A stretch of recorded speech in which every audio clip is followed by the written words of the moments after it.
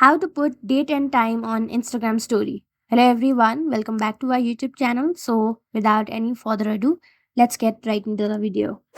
First, locate your Instagram and open it. Tap on the plus icon. For reference, I am just putting one story here. Go to the story section, and then in order to put date and time, go to the sticker icon, and here you will find an option of date or and time. Tap on this time here. You can see you can change the time format. You can also add the date from this sticker section. So yeah, that's it. Thank you for watching this video. Make sure to like, share and subscribe to our YouTube channel. If you got any questions, comment them down and I'll catch you in the next one.